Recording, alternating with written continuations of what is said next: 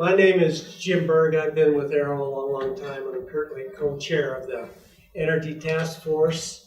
And so I'm the moderator here today, and these are the experts. And we had kind of laid this out in terms of talking about, who's going to be saying what, but the topic today is how do you create community solar projects in Montana within the context of political, legal, and economic climate? What are the barriers and what are the opportunities? And so I'd like to talk just for a few minutes about why we picked this topic and what I hope to get out of this session. I gave, when John Farrell talked last night, I gave a little bit of an introduction, but I'd like to expand a little bit on that, only in the sense that I have a personal sort of a concern, a political concern, that as we enter this era of having to really get serious about responding to climate change, and as we enter this era where we're seeing a huge revolution in technology related to energy, there's a lot up for grabs. And what we're seeing, if you follow the energy news, what we're seeing is that everybody realizes that this is a big deal and there's a ton of money to be made. And so all of a sudden in the last couple of years, the climate has shifted in the industry, and the projects are getting huge all over the world, and there's lots of money involved. And so that my worry is that us as individuals, as citizens, as homeowners, the potential is there that we're going to be left behind on this. And so AERO has always been concerned about democracy, about do-it-yourself, about making sure that the decisions and the realities that are created serve our interests as individual citizens. And so that's why we're talking about community solar projects. Oftentimes we talk about rooftop solar where an individual will put a system on, but there's this intermediate scale where communities can get together to do renewable energy projects, and a lot of times they have the potential to make a lot of sense. So that's kind of what we're here to talk about. In Montana, we've got a specific political atmosphere, and we've got specific legal barriers and opportunities we have to work on, and so that's why we're here. It's like, let's explore for you and for us what the opportunities really are coming up in the next few years. So with that, what I thought we would do is start with John Farrell. He's from Minneapolis, from the Institute for Local Self-Reliance. They're kind of a parallel organization to AERO, and they're very, very much focused on promoting community-based energy and telecommunications and other types of systems for citizens. And I thought he could maybe start us out, do some definitions, maybe give some examples, and then go with the rest of our panelists to talk about a variety of issues related to community solar, and then come back to John at the end to kind of respond to everything that's been said, and then open it up for questions and answers. So I'll leave it at that, and maybe let John Farrell say some remarks. All right. Thanks, Jim. I think it's just helpful to kind of, like Jim said, give a few definitions. So the concept behind community solar is really just about how can a group of people, as opposed to one person, collectively own or collectively invest in a solar array. There are a lot of different ways to do this. I think most people think of it as, let's say me and 10 of my friends want to put together a pool of money. Maybe we would do it on a GoFundMe website. Maybe we would just have a meeting over coffee and figure out how we do this, and that we buy solar panels and we find somebody who's willing to host them. And the unfortunate truth of it is that there's a lot of complication in that process. You have to find a site where you can host it and come up with a legal agreement about hosting it in that particular location. Maybe it's on a church or a community building or what have you. So you have to work with the landowner that has that property. You have to figure out how to raise enough capital in order to fund that project. So you need people who have capital that can do that. But if you're doing it as an investment, then you have to comply with Securities and Exchange Commission rules at the federal level, which kind of add a layer of complexity to community solar. Some states, fortunately, have tried to make it simpler in order to do that by creating what a lot of folks call shared solar. And the idea behind that is that you create a framework for building projects, for developing projects, and instead of having it be an investment where I'm putting in $10,000 up front and hoping to earn back some money as we sell electricity over a number of years, what I'm essentially doing is prepaying for my electricity. So I'm buying the panel or the right to get the energy from the panel, and I'm getting credits on my electric bill. And so it's sort of, sometimes it's called something like virtual net metering or community net metering. The idea is instead of having the solar panel on my house and offsetting my electricity use that way, I'm investing in a panel that's somewhere else. The disadvantages to that is that it doesn't take advantage of the opportunity to really shift the ownership structure of our utility system. So you can have community solar done in that way, and in many cases you have a utility that actually then owns the project. We have a law in Minnesota, and there's one in Colorado and several other states where third parties can also own those projects. But you do often have then a separation between the entity that owns the solar project and the folks that are participating in it and subscribing to it, where you might actually have more of like a lease arrangement where you have the rights to solar from the solar energy from that project for a certain period of time, maybe 15 or 20 years. And then after that, it reverts back to the developer or the owner of the project. I'm very interested in seeing ways that we can change that and make it easier to connect together all of the opportunities around ownership. I work with a fellow in Minneapolis who does cooperatively owned community solar projects. So we have that nice separation between the utility and the third party. And in this case, the third party is a co-op, which means that the folks who subscribe to the project are members of the co-op, which means they're actually co-owners. So if there are any profits to be made in that community solar project, they'll be shared with all the different members. So I don't know, there's going to be a lot of different examples I'm sure that folks here will share about the way that community solar has been done, but suffice to say that it's been done in a lot of different ways. It's been done as a donation model where folks just give money to a nonprofit organization or something to help them do solar. It's been done as an investment model in a few very specific cases, and I shared one last night and have covered a few others. And I'll just say this, if you want lots of detail on this, we wrote a report on it a couple years ago called Beyond Sharing, investigating how community renewable energy works. And it goes into a lot of detail about the legal and economic and financial complexities of community solar. But I'm more interested in hearing what's actually happening in Montana. I'm kind of hoping that I would not go first. So I'm glad to turn it over to whoever's next. Okay. Well, Brian, I had you listed next. Brian Petty with the NEIC, who's one of the major environmental organizations in the state, and they are saving the day in terms of promoting environmental protection and suing the bad guys and all of that. But Brian's specialty is working on energy-related issues, and he's often up at the legislature lobbying. And so we asked Brian to talk about sort of the legal terrain and how we can and cannot do community solar. Yeah. Well, thank you. And so I'm going to talk a little bit about the policy landscape for community solar in Montana. And when you talk about kind of energy generally in Montana, there are two landscapes that you have to consider. One is for the electric co-ops, and one is for the investor-owned utilities, such as Northwestern Energy or Montana Dakota Utilities.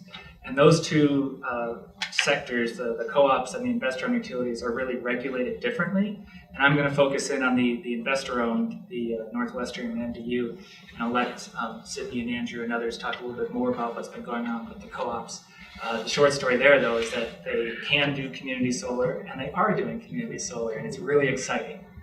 On the investor-owned utility side, with Northwestern Energy and Montana Dakota Utilities, it's much less exciting so far.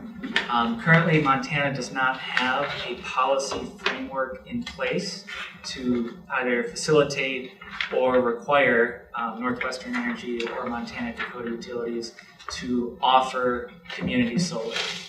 There's also not a policy framework in place to allow, say, if a third-party company wanted to build a community solar project, or say a municipality, a city of Bozeman or city of Missoula, for example, wanted to build a community solar project. There's not a policy mechanism in place to allow that project to get its energy onto the grid and to kind of easily facilitate the generation of revenue from that facility and applying that to a customer's utility bill.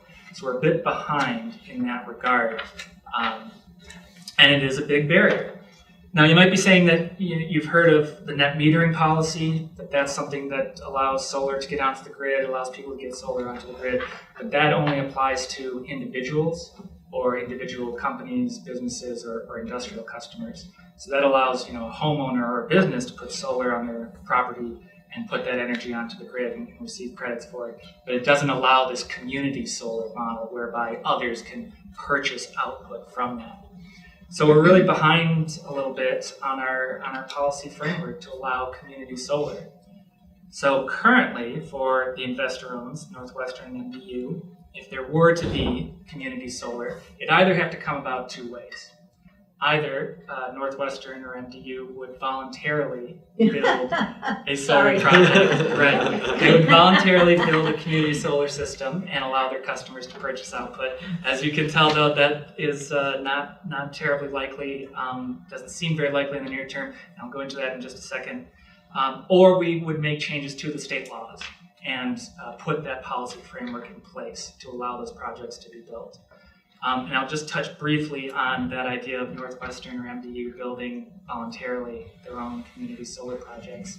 To get a sense of Northwestern in particular, when Northwestern put out its latest long-term resource plan, this was a 20-year look ahead of where is it going to get its energy over the next 20 years. That plan had 0 new wind, it had 0 solar in it. The company was only looking to build natural gas plants. The company has fought legislation at the state legislature, anything that would expand solar or wind, and has done so in front of the Public Service Commission as well, which is the body that regulates them. They've put up pretty strong fights against anything that allows more wind or solar coming onto their system. And so that gives you a sense that with that company in particular, it's an uphill battle. And unfortunately, Northwestern has a lot of political power up in Helena and in the state capitol come time for the state legislature. So, in order for us to get changes to the state laws, we're probably going to have to overcome or find a way to work with Northwestern Energy to make those changes happen.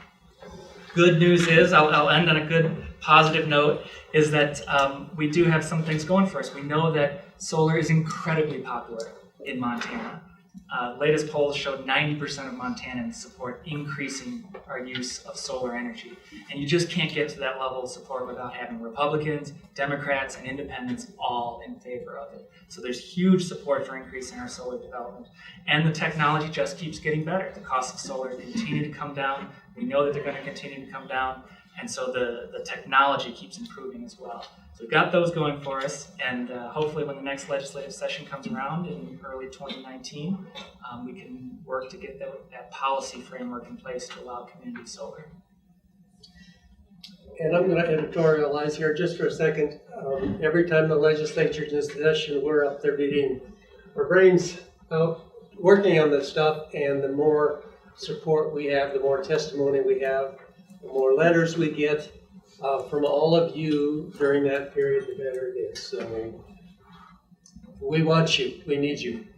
Do you think, I know, do you think that in the next legislative session you could get people in communities to sign petitions that could then be sent up to you so you aren't just one voice, but that, I could get 13 signatures out of Roundup and Yeah. Okay. Yeah. Let's save the Q&A for Okay, sorry. the end, but let's, I guess, transition then. Next up is Andrew Vidice from Montana Renewable Energy Association. The MREA is the voice of the installers in the state. I wouldn't call them technically a trade group, but they do represent those people. And they've worked a lot with Northwestern Energy on a lot of issues. And they're in the legislature testifying. And so Andrea knows a lot more about sort of the technical issues, and I've asked him to sort of talk more, maybe a little more descriptively about solar systems and their sizes and what the sort of technical requirements would be. Sure. Thanks, Jim. And yeah, excited to be here. Thanks for having me. So, when we're kind of talking about solar energy in Montana, historically, most solar energy deployment in Montana has been small-scale rooftop systems. So you're seeing things like 3 kilowatts, 5 kilowatts, 7 kilowatts, maybe up to 12. There are, of course, farmers and ranchers who are doing solar as well with some ground mount systems. But for the most part, it's been rooftop solar. Your kind of typical, just to give you a frame of mind, your typical Northwestern Energy customer uses about 9,000 kilowatt hours of energy a year, and roughly a 7 kilowatt system would kind of provide that amount of electricity over the course of a year for you. So that's kind of your frame of mind. So that's what we've seen for rooftop as we've kind of moved forward here. Community solar started coming online back in 2015, and as has been noted, it's been exclusively the co-ops. So Flathead Electric in 2015 was the first co-op to get one online. They put in an 101 kilowatt system, and you could buy panels as part of that system. I think they were $950 a panel, but that was back in 2015, which Brian mentioned. Cost of solar is dropping significantly and continues to drop. Missoula Electric Co-op, Mark's here. Missoula Electric was the second co-op to get a system online in 2015. They put in a 50 kilowatt system. It was so successful that less than a year later, they actually had another 50 kilowatt system online, which is kind of an interesting setup, which I think we'll talk about a little bit on the next panel, so stick around. But they actually did it instead of an open, flat land where they installed the larger system. They put it on top of one of the schools out in Frenchtown near Missoula, and kind of worked out a situation there. Rivali Electric also has one. That one came online in 2016, and then the latest to come online was Fergus Electric. They have a 100 kilowatt system, and their price per panel is closer to $600. So, costs are dropping for sure. What I think is neat about the Fergus one is that they originally put out a bid for a 35 kilowatt system, and when they surveyed their members, there was such a positive response that they ended up installing 100 kilowatts. So, as Brian was saying, it's clearly popular in the state of Montana. On the larger scale, we're also seeing utility scale now, solar in Montana. The first utility scale systems came online this summer. Was it like this summer, right? Installed last summer, came online this summer. These are in the 2 to 3 megawatt range size, so obviously much bigger than the community scale. And those you normally see. We've got one out at Reed Point, just off the Highway 90. If you're heading that way, you can see it right on the highway. A lot of these larger installations you try to locate near something like a substation where it's a little easier to plug into the grid, as opposed to your rooftop system, obviously, which is on your roof. And then, proximity to the grid just depends on where you live. Who owns the utility at Reed Point? That one's a Cypress Creek project, I believe. And the energy goes into Northwestern's system. Right, sorry. So all of the utility scale ones right now are going into Northwestern's supply, right?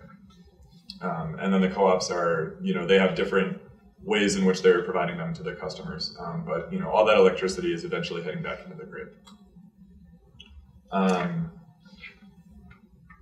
Yeah, I didn't really have much else. I'm happy to dive into more in the Q&A, but I felt like that would kind of at least give people frame of reference while we're getting into everything else. Oh, there's the one other, the Bozeman system that Northwestern put Sure. in, which they've labeled a community solar project, but I think they have some kind of agreement. The city of Bozeman provided the land, but it's owned by the power company. They did. So Bozeman, City of Bozeman partnered with Northwestern Energy on a pilot project that they have just outside of the city there, and the city's contribution was donating the land. I think is it a half acre or a full acre? Do you remember? I always forget.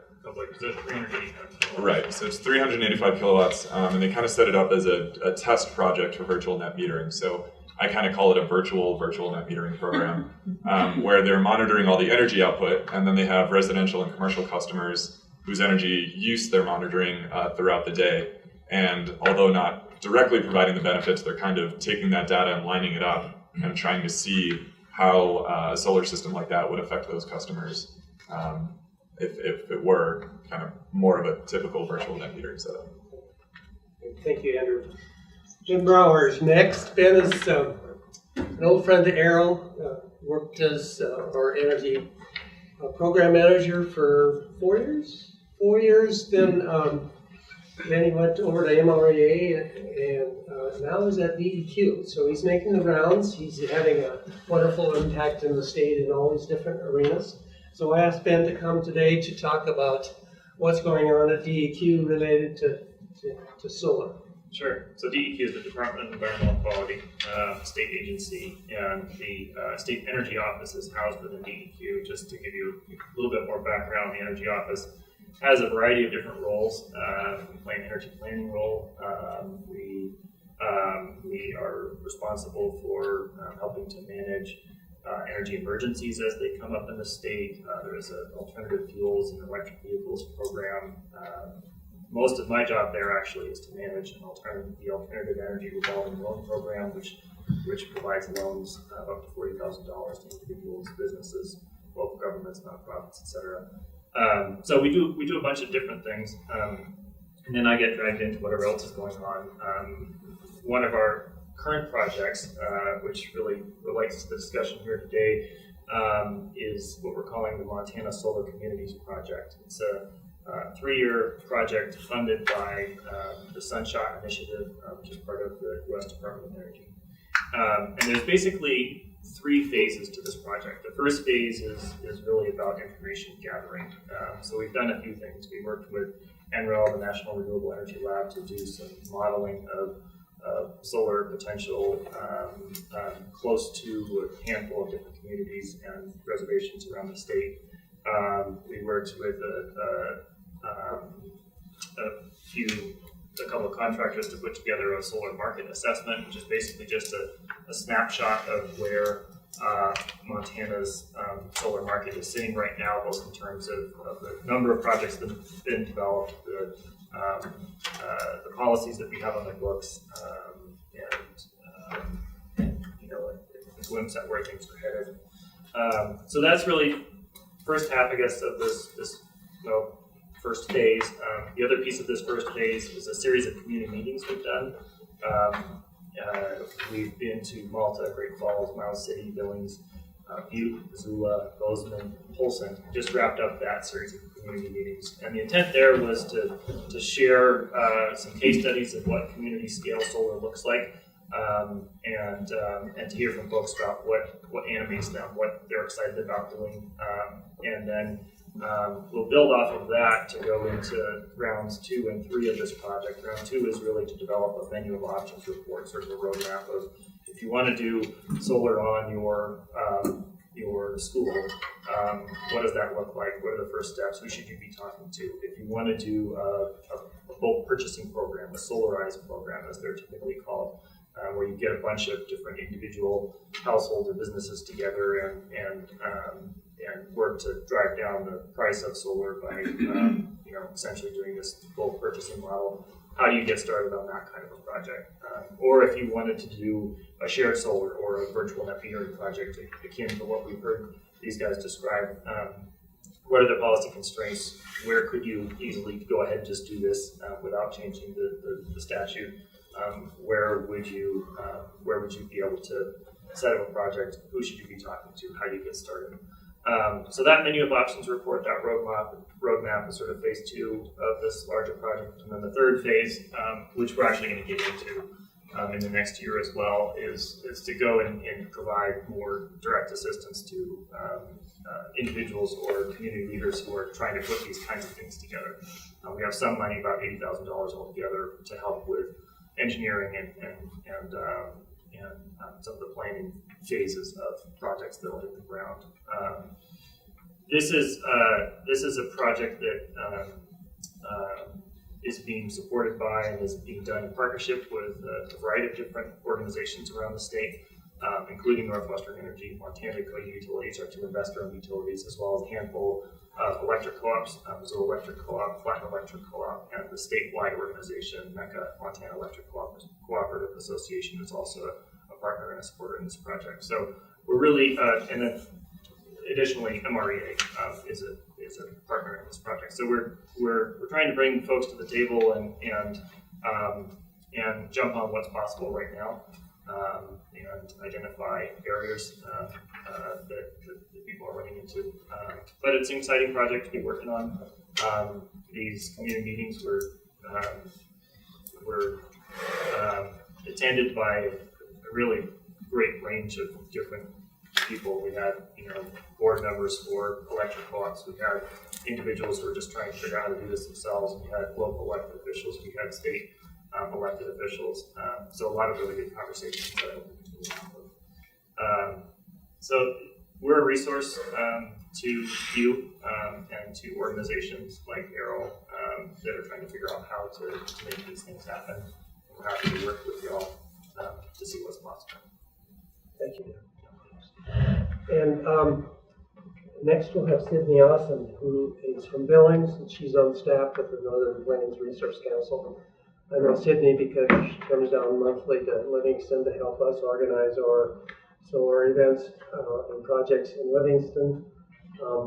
And Northern Plains is, I guess you could describe them as sort of the best community organization, environmental group in the state. They have, I don't know, a dozen different local affiliates in various towns around the state, and so they're very active on a local basis, and one of their priorities is promoting solar and community solar. So we asked Sydney to come and talk about what she's seeing around the state in terms of the interest and the activities going on.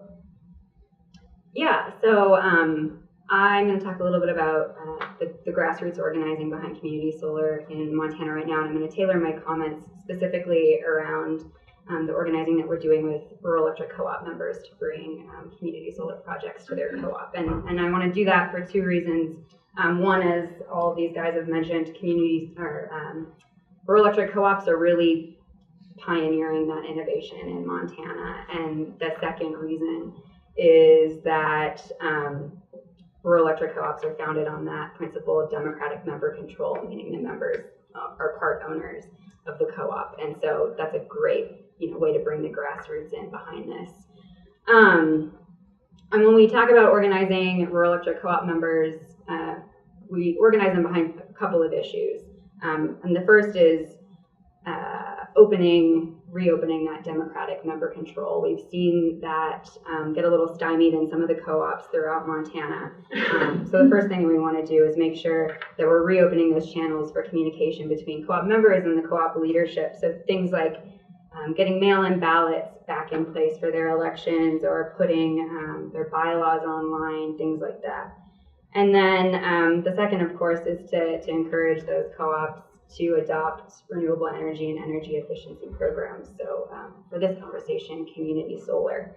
And we've learned that the best way to do this is not by me going out and talking to the boards of rural electric cooperatives or the leaders of rural electric cooperatives. It's their members bringing this to them. And so I want to run through an example of how that worked in Fergus. But the second thing that we've really learned is that it's co-op managers and co-op boards learning from each other on how this all works. So the best messengers on the strengths of community solar co-ops or other community or other rural electric co-ops that are already doing this. So as Andrew was mentioning, Fergus Electric Co-op over in Lewistown, Montana is the most recent co-op in Montana to adopt community solar. And they did that in large part because members of Central Montana Resource Council, Northern Plains' affiliate up in Lewistown, who also happen to be Fergus members, got together, went to their co-op and let them know kind of what the group was about, and that if they were interested in pursuing community solar, this group was there as a resource for them. And sort of after repeated conversations with the co-op, they finally decided to undertake a member survey, and that member survey came back just overwhelmingly that the membership of Fergus Electric was in support of community solar. So together with that affiliate up there in Lewistown, Fergus Electric held a community solar panel or workshop and brought their members and members of the community together to talk about community solar options.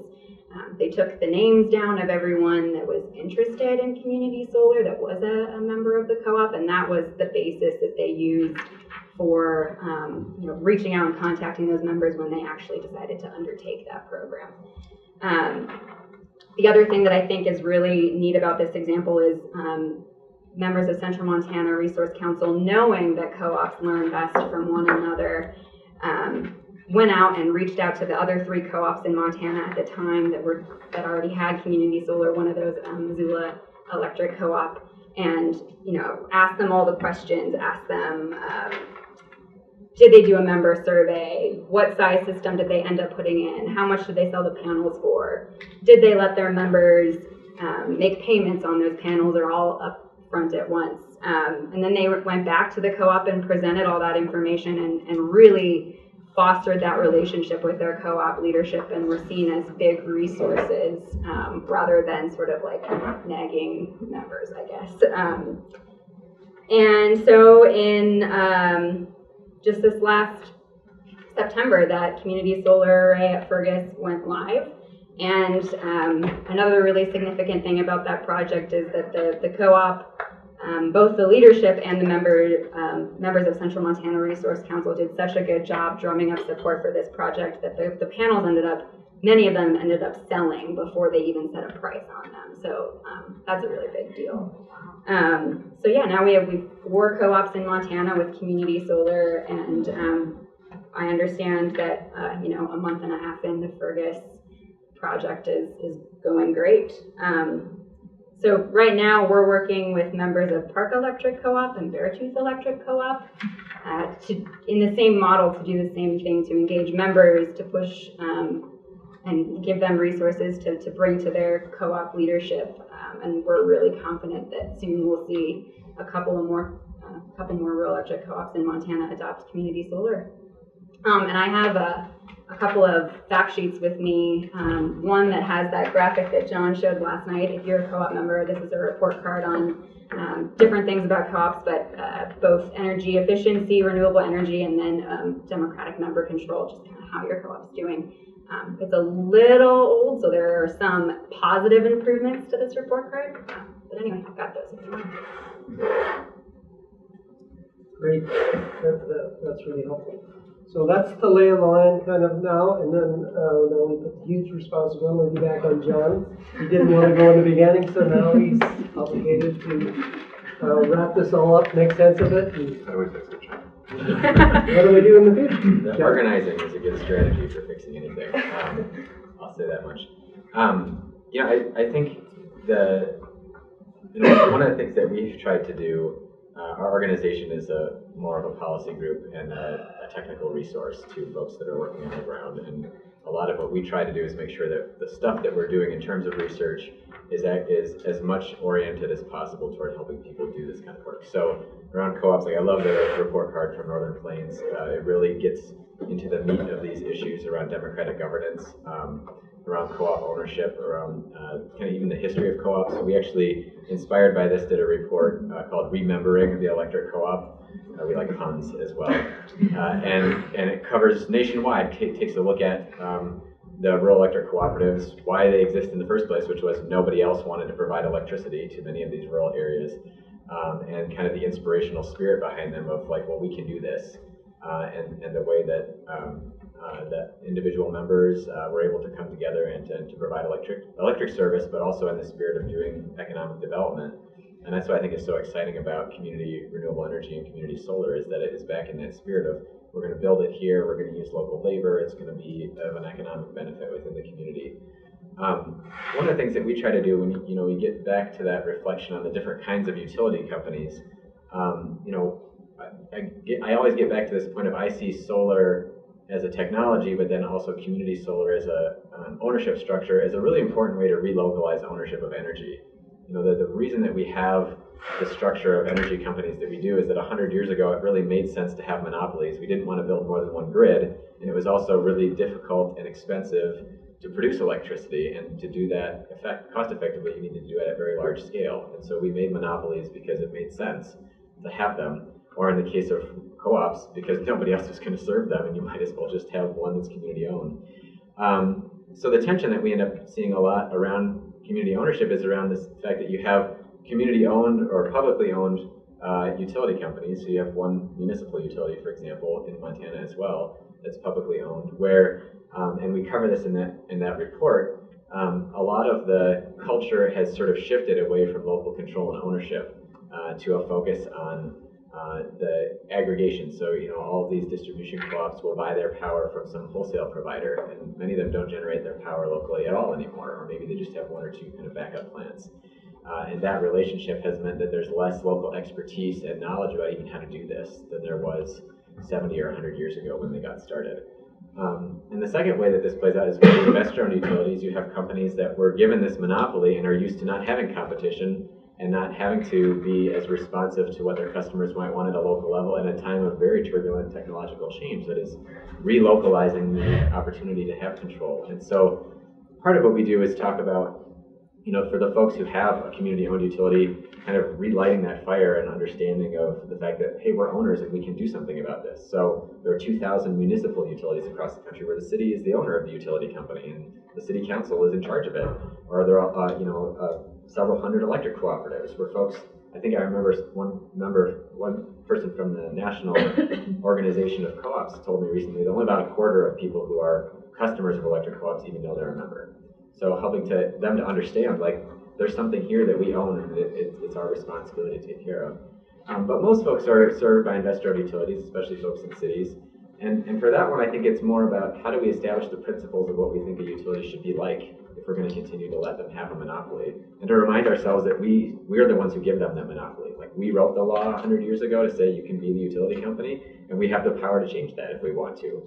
And so I think the question always has to come back to that. And when we talk about community solar, I think it's in that context of, if we can generate power locally and affordably, we should be able to do that. And the utility company should have to structure its business model around allowing that to happen. And what we've tried to put together is a sort of a set of principles around what community renewable energy should look like, that it should offer tangible benefits to customers. It shouldn't come at a price premium, that anybody should be able to do it. The whole idea behind community renewable energy is that folks who don't have a sunny rooftop, or maybe who can't afford the upfront cost for panels on their own house, would have a way that they can participate. And that there's choices for customers about who would own that project, that it isn't just the utility that would own it, but that there are other ownership structures in that, especially in those places where there's one private company that currently has the monopoly. I don't want to build in places where it's already a community-owned utility, but because I think you already have the choice and democratic control. So I think, to me, that's kind of the big context around this. One question I actually had for some of you folks who follow this in Montana was, one of the things that we were very interested in is we've seen so many co-ops adopt community solar, was doing a little comparison and saying, okay, well, what is it like for a member who signs up for community solar versus doing solar on their own rooftop? Like, what's the cost difference or the benefit difference? Is community solar comparable in terms of energy savings over 10 or 15 or 20 years? Or is it not as lucrative? Or, in some places, they're even having to pay more for energy to participate in community solar. So I don't know, I'm really interested to know what the context is in Montana around that, since that's kind of one of the key principles that we look at in the notion behind community renewable energy.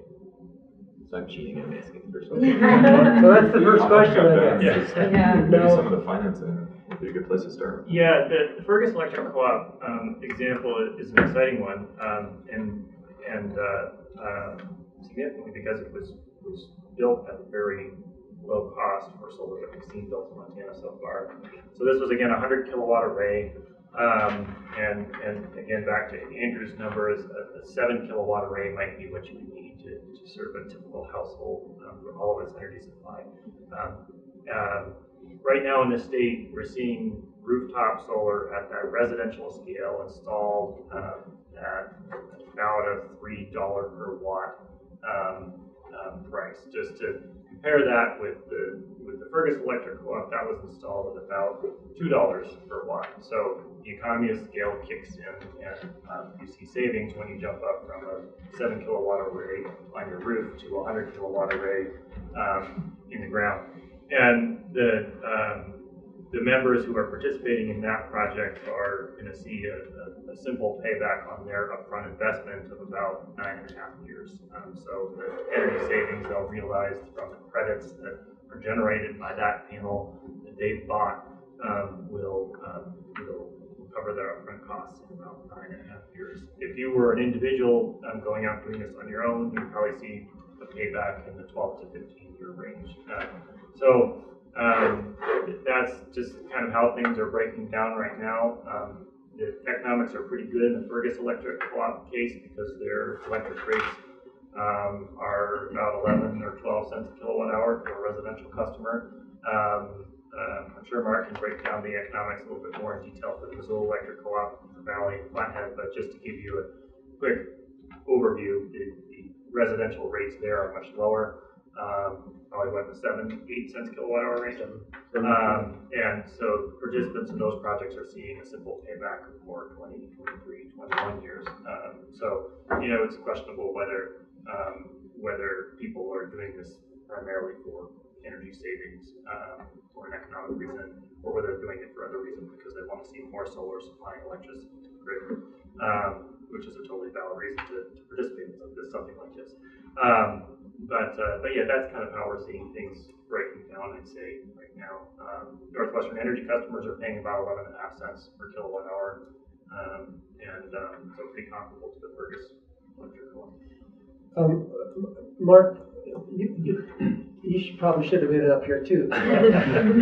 So maybe I just give you the opportunity right now to give some input or explain your. Mark is on the next panel if you would like to wait. Oh, I don't know. Without giving my whole presentation now, just a couple things I would mention is the ownership structure between Fergus and Missoula is similar, but for example, Flathead is a little different ownership structure because you talk just under $1,000, but the customer owns the panel and was able to take the tax credits. So in our case, we applied for and received a REAP grant, Renewable Energy for America Program grant. So we took that off the top, brought our panel down to $700, and so that was $2.45 a watt or whatever after applying some other grant monies we received. But a couple of things that you have to understand is that a utility, even our co-op model of ownership,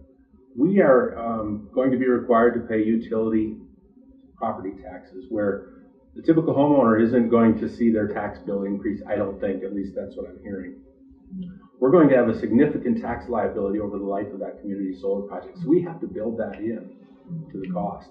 We have to pay insurance on that. We have to keep the weeds down and that sort of thing. So that $700 bought that all-in cost plus a risk.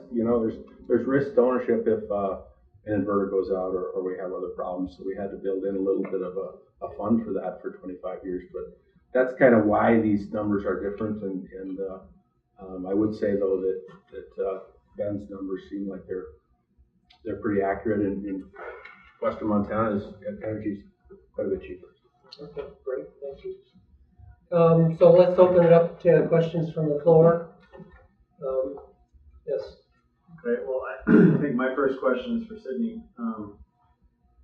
Since you've been in a lot of the community organizing, what's your sense on why people care about community solar? I mean, I think you alluded, it could be because they want to reduce cost, or what do you hear?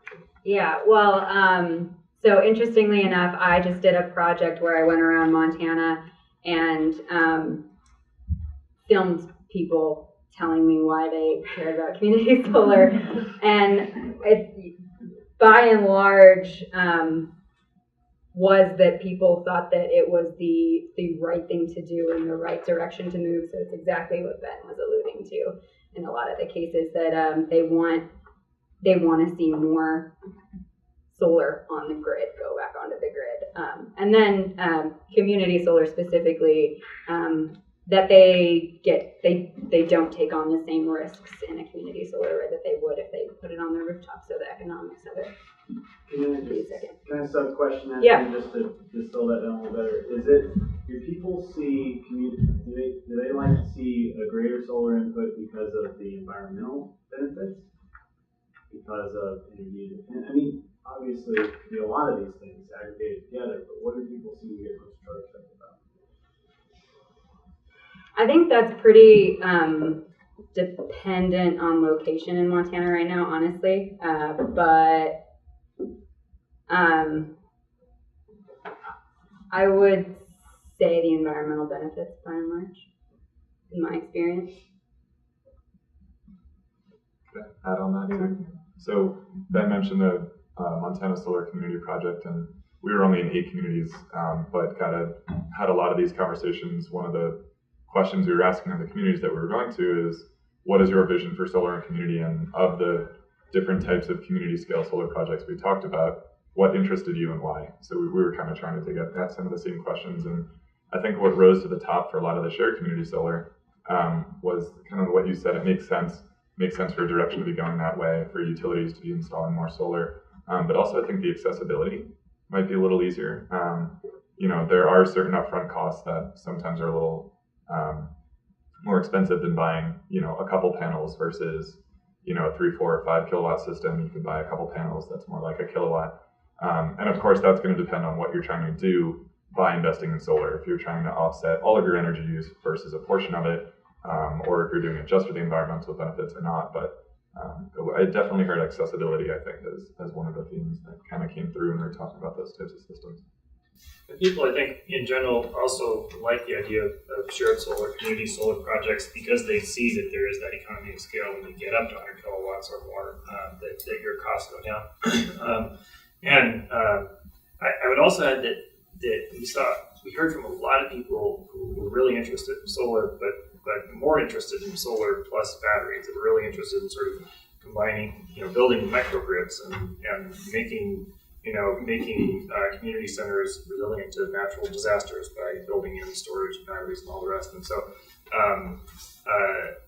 there was a lot of interest in that. Of course, that goes a different direction than just purely being concerned about the environmental impact of where energy comes from. That's about wanting to ensure that we're a stronger community, that we're independent, and all the rest. Okay, who's next? Yes. I should say that I'm a member or a owner of a panel in Flathead, so it's cool to be part of the community solar ownership, beneficiaries, whatever. And it's largely because of my wife and I did it because it's the right thing to do, bottom line. And we were really proud of our co-op for being the first community solar in the state. And now up in Whitefish, through the Whitefish Climate Action Plan Committee, we're looking at building a brand new wastewater treatment plant, which is going to take a lot more energy than the current one does to accommodate our growing needs. And so we're very interested in pursuing a very large, much larger than the existing Flathead Electric Co-op, solar array at the wastewater treatment plant to basically offset the additional energy cost there. And that's a whole another discussion that I could probably have with all of you for quite a while. But I wanted to see if you had any particular advice or anything that comes to mind in terms of the city of Whitefish taking that on. And I think, and I'm just wondering if BPA, I think we need to interact a little bit with BPA, Bonneville Power Administration. Wonder if there's anything we need to, is there any reason that they would have concerns about it? Well, this is more superficial, but the first thing that comes to mind for me is that Red Lodge did that. So you guys should reach out to the folks in Red Lodge and talk to them about why they made that choice to put solar on their wastewater treatment plant. I was going to say that you're still going to be, even though BPA, Bonneville Power, is a wholesale energy supplier for Flathead, you're still going to be interconnecting with Flathead's distribution system, and so they're really the first people to talk to. I'm sure. I've already started. I'm sure. Yeah. And one of the other challenges, of course, with wastewater treatment plants is that a lot of your energy costs there are not necessarily about your energy usage, but your capacity demand charges. And you're probably your wastewater treatment plant is on some kind of a billing system where you turn all those pumps on, then you're really paying for that sort of peak demand period. And solar doesn't necessarily drop that peak demand period. It may shave it at the right time of year and at the right time of day if you're generating solar energy and coincidentally running your pumps at the same time. But those are considerations that you want to keep in mind, is to look at what you're actually going to be able to offset with your solar, which is primarily your energy cost, not your demand cost.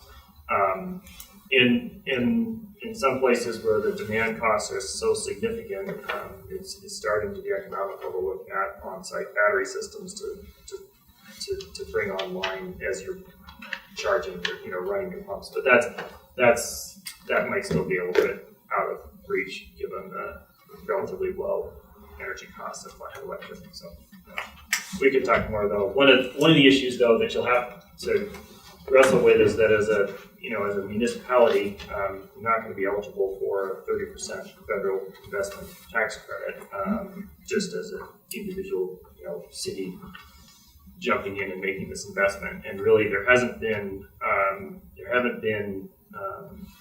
many cases that I'm aware of in Montana where local governments or even state government have been able to invest in solar and do it with a third-party developer who is able to take that tax credit. It's a pretty significant chunk of money to leave on the table, and unfortunately, Montana is just a few steps behind on that front. And John might be able to fill us in about models that really make sense in terms of accessing that tax credit. Gets a little bit further from the subject of the panel, but it is certainly germane when you're a municipality trying to figure out how to do this. Does it make sense to have residents purchase panels like we did with the Flathead co-op? Potentially, but you'll still need to be working with Flathead Electric Co-op. I mean, maybe your wastewater treatment plant could be the host of Flathead's next community solar project, and some portion of the energy that you generate there can go to offset the city's bills, and some portion of it could go to offset investing members or member owners. Yes. John, you mentioned a report in your opening, and I missed that. Can you say then the report that was looked at some of these options for making the solar projects economical? Yeah, so the one about community renewable energy is called Beyond Sharing, which is a reference to the policies that are called shared solar, that are more of a subscriber model rather than an ownership model. So we talk about some of the ownership limitations. We get into the stuff around the tax credits in particular, and the securities law issues. And that's actually one of the interesting things, back to the previous question about thinking about, a lot of your distribution co-ops will have contracts with their wholesale supplier limiting the amount of power they can generate locally. So depending on how large that array is, it could run up against those limits potentially if the co-op were to own it. If it was not co-op owned but was instead owned by the city, then you have the tax credit problems. And if it's a community solar owned array, well then you're actually sharing the power with the members and not using it to offset the load of the treatment plant. So, I mean, it's kind of, it'd be interesting to see it. If you could get all the people to sit down together, you might be able to come up with a clever way to do it. I don't have a great example for you of how you kind of thread that needle, but, and there are some examples in that report of kind of the public-private partnership model, but there are only about 25 states that have official policies that allow for third-party ownership to do the tax credits and then to kind of work with like publicly owned entities or non-taxable entities. And in the states where that's not the case, it's pretty unlikely to, if the law is not really clear, you're not going to get investors willing to come in and say, yeah, we'll do the tax credit and do that arrangement. I'm not sure. The map that we have now in that report's a couple years old. I doubt that it's changed since then, but I would suspect that Montana, like Minnesota, was not one of the ones where that third-party ownership thing is very cut and dry. Yeah. Who's next? That's it. We are. I just have one other question, if you don't mind. Yep. Say a community is beginning to look at options for community-based energy production, and they basically need to start in becoming aware of what their system looks like, becoming educated with that, mapping all of that out. So in Montana, what does that look like? Where are those resources just to get started? We could certainly work with you. Where do you live? I'm in Anaconda. Okay. Yeah, so through this project I was describing, that's exactly the kind of thing we're going to be doing over the next couple of years, is sitting down with folks and looking at all the different options, everything from figuring out how to put solar on your city shop to trying to work with the utility to do some kind of a shared solar project. So let's chat afterwards and go from there. But these organizations, MEIC, MREA, and Northern Plains, all they're all very good at organizing their members and working on the ground, doing grassroots kind of organizing to make something happen. So you should chat with them too. All right. So we're, I think, out of time. We've got a few minutes until the next session, but I might just throw out a couple little ideas that may be food for thought down in the future. One is that, to the best of my knowledge, in the current farm bill, there's a provision where the electric co-ops can set up financing models for their memberships. And I don't know that any co-ops have done this, but they are allowed to do this, where they could finance energy retrofits on your houses, or I think PV systems on your houses, and it would kind of come out as a loan. It would be a loan, and then the repayment of the loan would be just tacked onto your utility bill. So it's a great funding model, and maybe there's a progressive co-op out there who could start that, and that would be a way to get the ball rolling on. Flathead. Was it Flathead? One of the co-ops did actually. I'm not sure. You did. Yeah. Yeah. And then the other sort of idea out there, we're all fishing for ideas, is this concept of behind the meter. So as an example, let's just say there's a hospital and they've got a huge electric load, and most of that load is during the day. People come to work, lights go on, the machines start running, and you could put in a pretty good sized solar system that would never spin the meter backwards. And so you wouldn't bump up to the net metering limitation, and you might end up with a pretty good sized system. And whether that, I don't know that, but it seems to me that's a possibility of a way to put in a bigger than normal system. And maybe the economics would look like that. Yeah, we're just starting to do that investigation of what state-owned facilities have that potential. You think about the prison, annual minimum load, 600 or 700 kilowatts at the prison. There's a lot of open land there. So theoretically, you could put 600 kilowatts of solar on the ground at the prison and never spin a meter backwards. You still have to interconnect it in a way that ensures that the energy will never backfeed to the grid under the current interconnection standards. MSU right now is building a 220 kilowatt array on a new engineering building. That will be the biggest behind the meter array that we've seen built in the state so far, and that's operating on that same principle. My understanding is Stillwater Mine is also looking at a 100 kilowatt array with their Northwestern Energy Surge, so they're not going to be using that 50 kilowatt capped net metering standard. So yeah, it's starting to happen. Again, it's been a little slow to get off the ground. Okay. That's the end of it. Thank you all for coming.